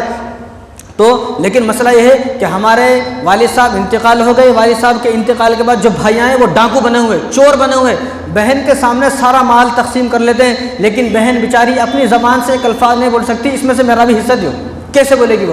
اگر بہن نے یہ بول دیا کہ اس میں سے میرا بھی حصہ ہے جو والد صاحب چھوڑ کر مرے، تو بہن کو دھمکیاں دی جاتی ہیں، ڈرایا جاتا ہے، اس کا بائیکاٹ کر دیا جاتا ہے اور بہن کو بول دیا جاتا ہے کہ تیرے واسطے ہمارے گھر کے دروازے بند ہیں، اب ہمارے گھر میں نہیں آنا، تو کئی کو نہیں آنا، یہ تو اللہ کا حکم ہے، بھئی اللہ نے فرمایا ہے جو آدمی چھوڑ کر گیا ہے للرجال نصیب مما ترک الوالدان والاقربون وللنساء نصیب مما ترک الوالدان والاقربون، جو والد صاحب ترکہ چھوڑ کر گئے ہیں، مال چھوڑ کر گئے، اس میں مرد کا بھی حصہ ہے، عورت کا بھی حصہ ہے، مما قل منہ او کثر، چاہے وہ تھوڑا ہے چاہے وہ زیادہ ہے، چاہے وہ لاکھ روپے چاہے صرف 5 روپے ہے، اس میں بھی بہن کا حق ہے، نصیب مفروضہ، یہ اللہ تبارک و تعالیٰ نے فرض کیا ہے، اللہ تعالیٰ کا حکم ہے، کرے گا تو بہت اچھا ہے، نہیں کرے گا تو آخرت میں مار کھانے کے لیے تیار ہے، آخرت میں مار کھانے کے لیے تیار رہو۔ اور اگر آدمی اپنی زندگی میں دے رہا ہے، اگر آدمی کوئی زندہ ہے اور زندہ رہتے وہ مال کو تقسیم کرنا چاہتا ہے تو پھر اس طرح تقسیم نہیں ہوگا، پھر برابر تقسیم ہوگا، بیٹی کو بھی برابر تقسیم ہوگا اور بیٹے کو بھی برابر تقسیم ہوگا، مرنے کے بعد کے الگ وراثت کے احکام ہیں، زندہ رہتے ہوئے الگ ہیں۔ اب زندہ رہتے ہوئے جو آدمی اپنی مال کو تقسیم کرنا چاہتا ہے اس کو وراثت نہیں بولتے، اس کو ہبہ بولتے ہیں، تحفہ بولتے ہیں، انعام بولتے ہیں، یہ تحفہ ہے۔ جب آدمی تحفہ دے گا تو اپنے بچوں میں فرق نہیں کر سکتا ہے، اپنے بچوں میں برابر تقسیم کرے گا اگر زندہ رہے۔ اسی طرح نعمان بن بشیر رضی اللہ عنہ صحابی ہیں، وہ چھوٹے بچے تھے تو ان کے والد صاحب نے، ان کے کئی بیٹے تھے تو والد صاحب نے، یہ حضور صلی اللہ علیہ وسلم کے ذرا قریب رہتے تھے اور پہلے کلمہ پڑھ لیا تھا، تو انہوں نے خوشی میں، ان کے والد صاحب نے خوشی میں ان کو بہت ساری زمین جائیداد ان کے نام پہ کرا دی۔ تو نام پہ کرا دی تو جو والد صاحب ہیں وہ بیوی کے پاس آئے تو بیوی سے کہا کہ میں نے نعمان بن بشیر کو بہت ساری جائیداد ان کا نام کرا دی ہے۔ تو انہوں نے کہا کہ ٹھیک ہے، آپ نے نام تو کرا دیے، لیکن آپ حضور کے پاس چلے اور ہم اس معاملے میں حضور کو گواہ بنانا چاہتے ہیں۔ ایسا نہ ہو کہ ان کے بھائی کل کو بڑے ہو جائیں یا تمہارے تاؤ چاچا کے بیٹے سب آ جائیں، سب لڑنے لگے، تو حضور صلی اللہ علیہ وسلم کے پاس جائیں گے، ان کو گواہ بنائیں گے، حضور کو گواہ بنائیں گے۔ اب حضور کے پاس آئے نعمان بن بشیر جو ہیں وہ اپنے بیٹے نعمان کو لے کر حضور صلی اللہ علیہ وسلم کے پاس آئے اور حضور سے فرمایا کہ رسول اللہ آپ گواہ ہو جائیں۔ کس بات کے گواہ ہو جائیں؟ کہ میں نے اپنی آدھی پراپرٹی ان کے نام کر دی ہے۔ تو حضور نے فرمایا کہ آپ یہ بتائیں آپ کے اور بھی بچے ہیں کیا؟ انہوں نے فرمایا کہ رسول اللہ اور بھی بچے ہیں، کیا آپ نے ان کو بھی برابر دیا ہے؟ تو فرمایا کہ نہیں، ان کو تو میں نے برابر نہیں دیا، بس میں نے ان کو خوشی میں دیا ہے۔ تو حضور نے فرمایا اس ظلم پر میں تمہارے سے راضی نہیں ہو سکتا، یہ ایک ظلم ہے۔ تم اپنے بیٹے، تم زندہ ہو، تم اپنے بیٹے اور بیٹے کو اگر دینا چاہتے ہو تو برابر تقسیم کرنا ہے، برابر زندہ رہتے ہوئے برابر تقسیم کیا جائے گا، مرنے کے بعد وراثت کے حکام جاری ہوں گے۔ مرنے کے بعد جتنی دو بیٹے کو ملے گا اتنا ایک بیٹے کو ملے گا۔ اگر ایک بیٹے کو 2 لاکھ ہے تو بیٹی کو 1 لاکھ روپے ملے گا۔ مرنے کے بعد کے الگ وراثت کے حکام ہے، زندہ رہتے ہوئے وراثت کے حکام الگ ہیں۔ تو حضور صلی اللہ علیہ وسلم اس موقع پر فرمایا کہ یہ اس ظلم پر میں تمہارا گواہ نہیں بن سکتا، یہ ظلم ہے۔ تم زندہ رہتے ہوئے اگر سب کو دے رہے ہو، اپنے بچوں کو، چاہے وہ بیٹا ہے، بیٹی ہے، چھوٹا ہے، بڑا ہے، کوئی بھی ہے، کاروباری ہے، غریب ہے، امیر ہے، جتنے بھی ہیں آپ کے بیٹے، اگر ایک بیٹا مالدار ہے ایک بیٹا غریب ہے، جب بھی آپ کو برابر ہی دینا ہے۔ ایسا نہیں کہ بیٹا مالدار ہے تو اس کو نہیں دینا ہے، غریب ہے تو اس کو دینا ہے، یا غریب کو نہیں دینا ہے، بلکہ سارے بچے اور بچوں کو زندہ رہتے ہوئے اگر آپ تقسیم کر رہے ہو تو اس کو برابر تقسیم کرنا پڑے گا۔ اور نہیں کرنا یہ کفار مکہ کا عقیدہ ہے۔ کوئی آدمی اگر نہیں کرے گا تو وہ یہودی اور عیسائیوں کے طریقے پر چل رہا ہے، اسلام کے طریقے پر نہیں چل رہا، اسلام کا طریقہ ہے۔ اگر کوئی آدمی نہیں دیتا ہے تو اس کے 3 ظلم ہیں۔ پہلا ظلم تو یہ ہے کہ جو والد صاحب کا انتقال ہوا ہے، والد صاحب کا جو ترکہ ہے، جو وراثت ہے، وہ اللہ تبارک و تعالیٰ کی طرف سے انعام ہے، اللہ کی طرف سے تحفہ ہے۔ اب اس نے اللہ کی طرف سے جو تحفہ ملا ہے اس کو روک لیا ہے۔ بھائی اگر والد صاحب کی جانے کے بعد بہن کو نہیں دے رہا جائیداد تو اس نے اللہ کی طرف سے جو تحفہ ملا ہے اس پر قبضہ کر لیا ہے، اس کو چھین لیا، اس کو نہیں دیا ہے۔ اور دوسرا جو نقصان ہے، دوسرا جو ظلم ہے وہ یہ ہے کہ اللہ تبارک و تعالیٰ کے ساتھ اس نے خیانت کی ہے، اللہ کے ساتھ اس نے خیانت کی ہے، کیونکہ جب اللہ نے فرمایا ہے اس کو دینا ہے تو یہ اس کی امانت ہے، اس کی امانت پر قبضہ کیا ہے، اس کی زمین جائیداد پر قبضہ کیا ہے، تو اس کا دوسرا ظلم یہ ہے۔ اور جب تک یہ تیسرا نقصان یہ ہے کہ اس کی وفات کے بعد جب تک یہ سلسلہ چلتا رہے گا، نسل در نسل کوئی دے گا نہیں، سارا گناہ اس کو ملے گا۔ جو والد صاحب انتقال ہوئے، ان کا جو بڑا بیٹا ہے، وہ بیٹا اگر تقسیم نہیں کیا اور اسی طرح جو ہے ساری زمین پر قبضہ کر لیا، اب اس کے بچے آئیں گے، اس کے بچے آئیں گے، اس کے بچے آئیں گے، ان سب کا گناہ اس کو ملتا رہے گا کہ بہنوں کو کہیں کو نہیں دیا، بہنوں کو تقسیم کہیں کو نہیں کیا۔ بہنوں کو اگر تقسیم کرتا تو آج یہ نہ ہوتا، نسل در نسل تک یہ سب چلتا رہے گا۔ اور یہ اللہ تبارک و تعالیٰ کی یہ پاک، دیکھو دنیا میں جتنے بھی مال ہیں ان سب مالوں میں سب سے پاک مال وہ ہے جو والد صاحب اپنے اولاد کے لیے چھوڑ کر جاتے ہیں، کیونکہ اس نے نہیں کمایا۔ کوئی آدمی خود کماتا ہے تو نہیں معلوم 2 نمبر سے کمایا کہ 1 نمبر سے کمایا، لیکن یہ والد صاحب نے جیسا کمایا وہ الگ ہے، لیکن یہ مال جب اولاد کو ملے گا یہ دنیا کا پاک مال ہے، لیکن اسی پاک مال کو بھائی نے کھا لیا، بہن کو نہیں دیا، تو یہ ظلم ہے۔ بھائی اگر یہ چاہتا ہے کہ میرے والد صاحب کی قبر ٹھنڈی ہو، میرے والد صاحب کی مغفرت ہو، ان کی بخشش ہو، وہ جنت میں بغیر حساب و کتاب کے داخل ہو جائیں، تو اس کو چاہیے کہ وہ بہنوں کو ان کا حق ادا کرے۔ اس پر تیرا حق نہیں ہے، بہنوں کا حق ہے۔ بہنوں کا حق تو نے کھا لیا تو پھر نہ تیری بخشش ہوگی نہ والد صاحب کی بخشش ہوگی۔ اور حضور صلی اللہ علیہ وسلم نے ارشاد فرمایا، بخاری شریف کی روایت ہے، کوئی آدمی نے اگر کسی کی 1 بالش زمین پر قبضہ کر لیا، کتنی رہتی 1 بالش یہاں سے یہاں تک، بس ایسا نہیں کہ کوئی ہزاروں ایکڑ پر قبضہ کر لیا، صرف 1 بالش پر کوئی آدمی اگر زمین پر قبضہ کر لیا تو حضور نے ارشاد فرمایا کہ بخاری کی روایت ہے کہ 7 زمینوں کا توق یعنی 7 زمین، اب ہمارے نیچے 7 زمینیں، ان 7 زمینوں کو کھودا جائے گا، 1 بالش کے برابر کھودا جائے گا اور مٹی کو ایک اس میں بھرا جائے گا، مٹی کو ایک کسی چیز میں بھر کر اس کے گلے میں لٹکایا جائے گا۔ یہاں کوئی آدمی 10 کلو مٹی اپنے گردن میں لٹکا کر دے، 10 کلو وزن، 20 کلو وزن اپنے سر پر نہیں رکھ سکتا آدمی، 20 کلو، یہاں 7 زمین کا توق بنا کر اس کے گلے میں لٹکا دیا جائے گا۔ اور جس آدمی نے 1 بالش کے برابر کسی کی زمین پر قبضہ کیا تو اس کو 7 زمینوں کے نیچے دھسا دیا جائے گا، پھر نکالا جائے گا، پھر دھسا جائے گا۔ یہ اس کی سزا ہے، اس کے ساتھ اسی طرح ہوتا رہے گا۔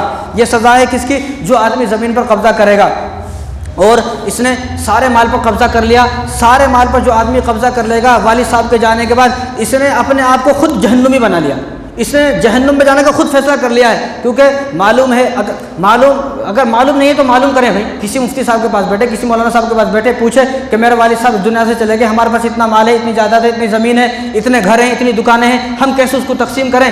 10 منٹ لگتے ہیں، 10 منٹ قرآن میں سب موجود ہے، صرف 10 منٹ میں آپ کا سارا حساب و کتاب لگ جائے گا۔ لیکن کسی دارالفتہ میں جائیں، کسی مفتی صاحب سے پوچھیں تو آپ کو ساری معلومات ہو جائیں گی۔ لیکن ظلم یہ ہے کہ سارے بھائی مل کر والد صاحب کے بعد خود تقسیم کر لیتے ہیں، بہن بیچاری بیٹھ کر دیکھتی رہتی ہے۔ یہ جو ظالم بھائی تقسیم کرنے بہنوں کے سامنے، یہ بہنوں کے لٹیرے ہیں، بہنوں کے چور ہیں۔ میں تو بہنوں کو کہتا ہوں ایسے بھائیوں کے گھر جانے کی ضرورت نہیں ہے، اور ایسے بھائیوں کے بارے میں ساری دنیا کو بتائیں کہ میرے بھائی نے والد صاحب کے مرنے کے بعد مجھے ایک پیسہ بھی نہیں دیا۔ ایک بھائی نے، ابھی گجرات کی بات ہے، گجرات کی وہ فوٹو میرے پاس ہے، عورتوں کو قبرستان میں جانے کی اجازت نہیں ہے، لیکن یہ عورت قبرستان میں گئی، بھائی کی وفات ہوئی، بھائی کی جنازے کے پیچھے پیچھے قبرستان گئی، لوگوں نے روکا تو نہیں مانی، نہیں جا سکتی عورت، لیکن یہ عورت گئی قبرستان میں، اور قبرستان کے دروازے پر ٹھہر کر اس نے بولا بھائی کو اندر دفن کیا جا رہا ہے قبر میں۔ اب یہ قبرستان کی دیوار پر کھڑی ہے، دروازے پر، اب اس نے کہا کہ یا اللہ آپ انصاف کرنے والے ہو، مجھے پتہ ہے، فَمَن يَعْمَلْ مِثْقَالَ ذَرَّةٍ خَيْرًا يَرَهُ، ذرے ذرے کا آپ انصاف کرنے والا ہو۔ میرے والد صاحب کو اس دنیا سے گئے ہوئے 30 سال ہو گئے، کتنے سال؟ 30 سال میرے والد صاحب کو اس دنیا سے گئے ہوئے ہو گئے، اور اس بھائی نے 30 سال سے مجھے اپنے والد صاحب کا جو مجھے ترکہ ملا، جو وراثت ملی، حصہ نہیں دیا۔ اس نے 30 سال تک مجھے محروم رکھا، جس طرح دنیا میں اس نے میرے مال سے مجھے محروم کر دیا، اسی طرح تو بھی اس کو جنت سے محروم کر دے۔ اور جب وہ کہہ رہی تھی، لوگوں نے ریکارڈ بھی کیا، اور لوگوں نے ویڈیو بنا کر فوٹو ڈال کر سوشل میڈیا پہ بھی ڈالے۔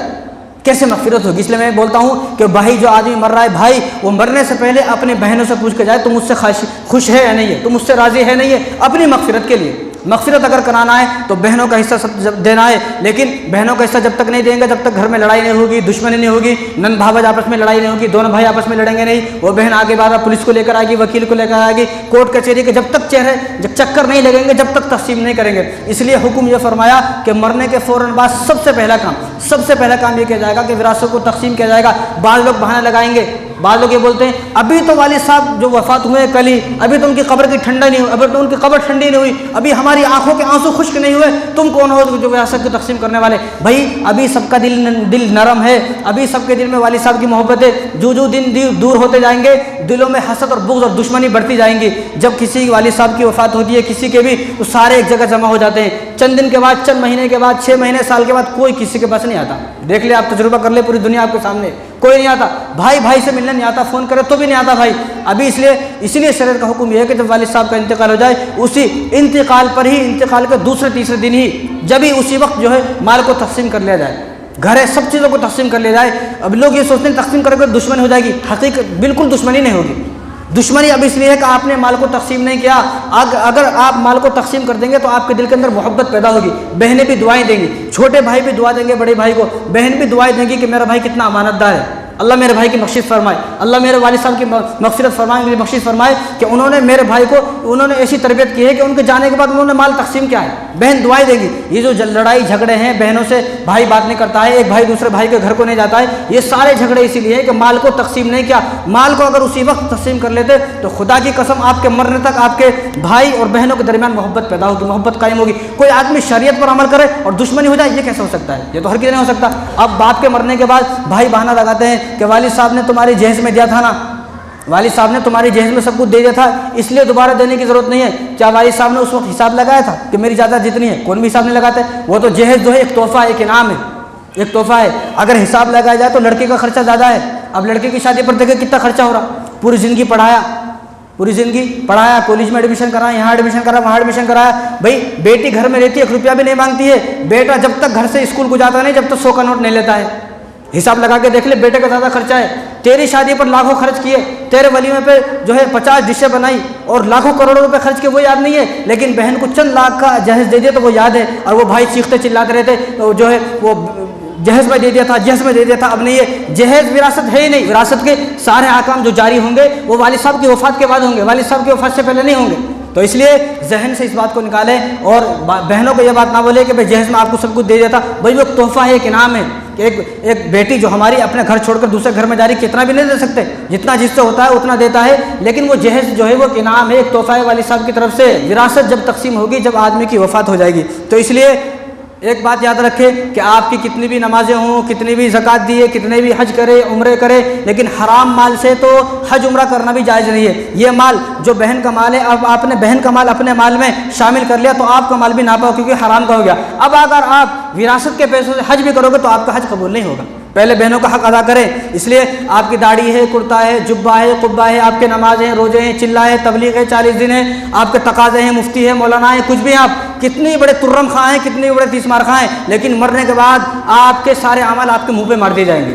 کیوں؟ کیونکہ آپ نے اپنی بہن کا حق ادا نہیں کیا۔ کاش کہ اب اپنے بہن کا حق ادا کرتے تو آج آپ کو یہ دن نہ دیکھنا پڑتا۔ اس لیے ترمذی شریف کی روایت ہے، رسول اللہ صلی اللہ علیہ وسلم نے ارشاد فرمایا، ایک آدمی 60 سال تک اس نے نیک عمل کیے، اچھے عمل کیے، لیکن اپنے مرنے کے وقت وہ وصیت غلط کر گیا، وصیت غلط کرنے کی وجہ سے جہنم میں چلا گیا۔ 60 سال تک نماز پڑھا، 60 سال تک روزے بھی رکھا، 60 سال میں جانے کتنے حج کیے، کتنے عمرے کیے، لیکن مرتے وقت اپنی اولاد کو یہ بتا کر نہیں گیا کہ میں جو چھوڑ کر مر رہا ہوں اس میں تمہاری بہنوں کا بھی حصہ ہے، تمہاری بہنوں کو بھی دینا ہے مرنے کے بعد۔ اگر یہ بتا کر نہیں گیا، وصیت کر نہیں گیا، تو اس کی 60 سال کی عبادتیں اس کے منہ پر مار دی جائیں گی اور اس کو جہنم میں داخل کر دیا جائے گا۔ اور آگے حضور نے فرمایا، یہ بھی ترمذی کی روایت ہے کہ ایک آدمی 60 سال تک جہنم والے کام کرتا رہتا ہے، گناہ کرتا رہتا ہے، کبھی کوئی اچھا کام نہیں کرتا، لیکن اپنے مرنے سے پہلے وصیت خوبصورت کر کے جاتا ہے، وصیت صحیح کر کے جاتا ہے، اپنی اولاد کو بٹھاتا ہے، جمع کرتا ہے، ان کو سمجھاتا ہے اور ان کو بتاتا ہے کہ میرے مرنے کے بعد اس مال میں تمہاری بہنوں کا بھی حصہ ہے، بہنوں کو بھی حصہ دینا ہے۔ اب مرنے کے بعد جو ان کی اولاد ہیں وہ اپنی بہنوں کو دے دیتے ہیں، لیکن یہ آدمی پوری زندگی 60 سال تک کون سا کام کیا؟ جہنم والے کام کیا، لیکن وصیت صحیح کر گیا تو اللہ تبارک و تعالیٰ مرنے کے بعد اس کو جنت میں داخل فرما دیں گے۔ تو کوئی بھی آدمی اپنے داڑھی کرتے پر خوش نہ ہو، اپنی نمازوں پر خوش نہ ہو۔ مسجد میں آ کر قرآن ہاتھ میں لے لینا بہت آسان ہے، مسجد میں آ کر تسبیح ہاتھ میں لے لینا بہت آسان ہے، مسجد میں آ کر صوفی بن جانا اور بالکل شریف بن جانا اور اللہ اللہ کرنا بہت آسان ہے، مسجد میں آ کر سب کچھ کرنا آسان ہے، سب کچھ، لیکن اپنی بہنوں کو حصہ دینا بڑا مشکل ہے، کیونکہ اس دنیا میں اگر جس چیز سے ہمارا دل لگا ہے وہ سب سے زیادہ مال ہے۔ مال نہیں دیں گے ہم، سب کچھ کریں گے، ہم چلہ جائیں گے، 40 دن جائیں گے، تقاضے جائیں گے، روزے رکھیں گے، کتنے روزے رکھا لو، نماز کو کتنی بار بلاتے آ جائیں گے، جلسوں میں ہر جگہ جائیں گے، لیکن مال خرچ نہیں کریں گے۔ یہ بہن کا حصہ ہے، اور بعض لوگ یہ سوچتے ہیں کہ میں دے رہا ہوں تو احسان کر رہا ہوں، کوئی احسان نہیں کر رہا بھائی، یہ اس کا حق ہے، یہ اس کا حق نے اپنا حق لے رہی ہے۔ اگر کوئی لڑکی یہ بول بھی دیتی ہے، اپنی زبان سے کسی لڑکے نے یہ بول بھی دیا کہ میرا حصہ دیں، والد صاحب جو چھوڑ کر مرے تھے، تو بھائی جو ہے وہ خود بول دیتا ہے کہ تیرے واسطے اب ہمارے دروازے بند ہے، تو ہمارے گھر میں کبھی نہیں آنا، میری موت پر بھی نہیں آنا تو میری موت پر بھی۔ اس لیے میں کہتا ہوں کسی کو یقین نہ آئے تو قرآن پڑھے، قرآن کو کھول کر دیکھے، سورہ نساء پڑھے، سورہ نساء کی صرف آیت نمبر 10 سے آیت نمبر 14 تک یہ پڑھ لے تو اس کو ساری باتیں معلوم ہو جائیں گی۔ یہ قرآن کا حکم ہے، ہمارا حکم ہے، کسی انسان کا حکم نہیں ہے، یہ قرآن کا حکم ہے، تو اس پر عمل کرنے کی کوشش کرے۔ اور مولانا خالد سیف اللہ رحمانی صاحب نے تو یہ فرمایا، جو آج ہماری بچیاں بھاگ رہی ہیں، ہماری نوجوان جو بچے بھاگ رہی ہے، ہندو سے شادی کر رہی ہے، شادی مہنگی ہو گئی، شادی مشکل ہو گئی، رشتہ نہیں مل رہا، لڑکی 30 سال کی ہو گئی لیکن رشتہ نہیں مل رہا، اس ساری چیز کی جڑ جو وجہ یہ ہے کہ وہ وراثت اس کو نہیں مل رہا۔ اگر کسی آدمی کو یہ معلوم ہو جائے کہ میرے گھر میں جو بیوی آنے والی ہے اس کو وراثت میں صرف ایک کمرہ ملے گا، ایک روم ملے گا، صرف جو ہے چھوٹی سی ایک 50 گز کی جگہ ملے گی، پھر دیکھیں آپ اسے ایک لڑکے کے کتنے رشتے آتے ہیں۔ رشتے کیوں نہیں آ رہے؟ رشتے اس لیے نہیں آ رہے کہ بھئی وہ آدمی پریشان ہے کہ میرے پاس کچھ بھی نہیں ہے، میں غریب ہوں، اب میرے پاس جو لڑکی آئے گی اس کو دینے کے لیے میرے پاس کچھ بھی نہیں ہے، کیسے کریں؟ تو لڑکی کی عمر زیادہ ہوتی جا رہی، رشتے نہیں مل رہے۔ اگر لوگ وراثت تقسیم کرنے لگیں گے تو خدا کی قسم کسی لڑکی کا رشتہ مہنگا نہیں ہوگا، آپ فری میں اپنی لڑکی کی شادی کر سکتے ہو۔ جب اس کو معلوم ہوگا کہ میری جو بیوی آنے والی ہے اس کے حصے میں 2-4 لاکھ روپے آنے والے ہیں اور 2-4 ایکڑ زمین آنے والی ہے، پھر دیکھیں آپ کس طرح آپ کے گھر میں لائن لگتی ہے۔ لیکن یہ اسی لیے مہنگی ہو گئی شادی، اور لڑکیوں کی بھاگنے کی وجہ یہی ہے کہ ہم لوگ وراثت کو تقسیم نہیں کر رہے، وراثت میں حصہ نہیں دے رہے، لڑکی کو حصہ دیں گے تو انشاءاللہ یہ ساری چیزیں آسان ہو جائیں گی۔ اور اس مال جو یہ بہن کا حصہ ہے، یہ مال کھانا حرام ہے، حرام، اور جو آدمی حرام مال سے ایک لقمہ کھاتا ہے 40 دن تک تو اس کی نمازیں قبول نہیں ہوتی۔ اگر انہی دنوں میں یہ عمرہ کرنے چلا گیا، حج کرنے چلا گیا تو اس کا حج بھی قبول نہیں ہوگا ایک لقمہ کھانے سے، اور اس نے اپنی پوری زندگی کو ناپاک کر لیا ہے، اپنی پوری زندگی کو حرام کر لیا ہے بہن کے مال پہ حصہ کر۔ تو آپ یہ سوچیں کہ پھر کس بات کی نماز، پھر کس بات کے حج، کس بات کے روزے، آپ کا کچھ کام نہیں آئے گا۔ اور اسی طرح مستدرک کے حاکم کی روایت ہے، رسول اللہ صلی اللہ علیہ وسلم جب معراج پر گئے تو حضور نے دیکھا کہ ایک آدمی ہے، اس کے ہونٹ جو ہے وہ اونٹ کی طرح موٹے ہیں، اونٹ کتنا موٹا ہوتا ہے، اتنے موٹے موٹے اس کے اونٹ ہیں، ہونٹ ہیں، اور فرشتے جو اس کے سامنے ٹھہرے رہتے ہیں اور جہنم میں سے آگ لاتے ہیں اس کے منہ میں ڈالتے ہیں، پھر ایک فرشتہ اس کے منہ کو بند کر دیتا ہے، پھر وہ بڑی مشکل سے ان انگاروں کو نکلتا ہے، پھر جب وہ انگاروں کو نکل دیتا ہے پھر فرشتہ پھر لے کر آتا ہے، پھر انگارے لے کر اس کے منہ میں ڈالے جاتے ہیں، پھر اس کو منہ کو بند کر دیا جاتا ہے۔ تو حضور نے جبرائیل سے پوچھا کہ یہ اس کا معاملہ یہ کیوں ہو رہا ہے اس کے ساتھ، یہ کون ہے؟ تو فرمایا کہ وہ ہے جو حرام مال کھاتا تھا، جس نے بہنوں کی زمین پر قبضہ کر لیا، بہن کو والد صاحب کے مرے بعد بہن کو حصہ نہیں دیا، یہ وہ آدمی ہے کہ اس کے ساتھ یہ ہو رہا ہے اور ہوتا رہے گا۔ اور حضور صلی اللہ علیہ وسلم ارشاد فرمایا کہ مستدرک حاکم کی روایت ہے، 4 انسانوں پر اللہ تبارک و تعالیٰ نے جنت کو حرام کر دیا ہے، جنت کو حرام بولے تو انہیں جنت میں نہیں جائے گا، اگر تھوڑے بہت گناہ ہیں تو کیسا بھی معافی تلافی کرا کے بھگتا کے جہنم میں تھوڑے دن چلا جائے گا، لیکن یہ 4 آدمی ایسے ہیں کہ ان پر اللہ تبارک و تعالیٰ نے جنت کو حرام کر دیا ہے، مرے بعد فوراً جہنم میں جائیں گے اس آدمی۔ یہ 4 آدمی کون ہے؟ یہ حضور کی بات ہے، یہ میری بات نہیں ہے، یہ صرف میری زبان ہے، لیکن یہ جملے یہ الفاظ سارے حضور کے ہیں۔ حضور نے ارشاد فرمایا اس میں سے سب سے پہلا آدمی وہ ہے جو شراب پیتا ہے، شراب پیتا پیتا اس دنیا سے چلے گئے۔ آج ہمارے معاشرے میں شرابی بھرے ہوئے ہیں، شرابی بھرے، جن پر یقین نہیں کر سکتے، ہم دیکھ کر ایسا لگتا ہے بڑا شریف ہے، بڑا جو سیدھا آدمی ہے۔ میں وہاں دکان پر بیٹھا ہوا تھا، ایک مسلمان شراب کی دکان پہ جاتا، میں نے خود اپنی آنکھوں سے دیکھا، جب وہ باہر نکلا اس نے مجھے دیکھا، انہیں بھی حیران ہو کے دیکھ کے بھاگ گیا۔ بھائی مجھے دیکھ کے بھاگ گیا، اللہ دیکھ رہے ہیں، واللہ بما تعملون خبیر، اللہ تبارک و تعالیٰ کو ہمارے عمل کی خبر ہے، ہمیں اللہ کے پاس جانا ہے، مرے بعد میرے پاس نہیں آنا، مرے بعد اللہ کے پاس جانا ہے۔ ایسے ایسے مسلمان جنہوں نے داڑھی رکھی ہوئی ہے، کرتا پاجامہ، بڑے شریف بنے ہوئے ہیں، لیکن دیکھا جاتا ہے گھر کے ان کے ایسے معاملات ہیں، گھر میں روز آ کر شراب پی کے بیوی کو مارتا ہے، اللہ رحم فرمائے۔ تو ان 4 آدمیوں پر اللہ تبارک و تعالیٰ نے جنت کو حرام کر دیا، جنت میں نہیں جائے گا۔ ایک شراب پینے والا، دوسرا سود کا کاروبار کرنے والا، سود کھانے والا، لینے والا، اور تیسرا والدین کا نافرمان، جو والد صاحب کو گالی دیتا ہے، والد صاحب کو ستاتا ہے اور والد صاحب پر ظلم کرتا ہے، زیادتی کرتا ہے۔ تھوڑی بہت نوک جھوک ہو جاتی ہے، کوئی بات نہیں، معاف ہو جائیں گی تھوڑی بہت، لیکن جو آدمی حد سے بڑھ گیا، والد صاحب کو گھر سے نکالنے میں تیار ہے، والد صاحب کو گالیاں دیتا ہے اور والد صاحب کا جینا حرام کر دیا، ایسا آدمی۔ اور تیسرا آدمی وہ ہے کہ جس نے کسی کے مال پر ناحق قبضہ کر لیا، یعنی بہنوں کی وراثت کھانے والا، جو بہنوں کی وراثت کھا گیا۔ ان 4 لوگوں پر اللہ تبارک و تعالیٰ نے جنت کو حرام کر دیا ہے، یہ آدمی جنت میں نہیں جائے گا۔ تو بعض لوگوں کو کیا بہانا ہے، اگر ہم اپنی بہن کو دیں گے تو اس کو سسرال والے قبضہ کر لیتے، تیرے کو کیا کرنا ہے، تیرے کو کرنا کیا ہے، تیرا کام ہے دینے کا۔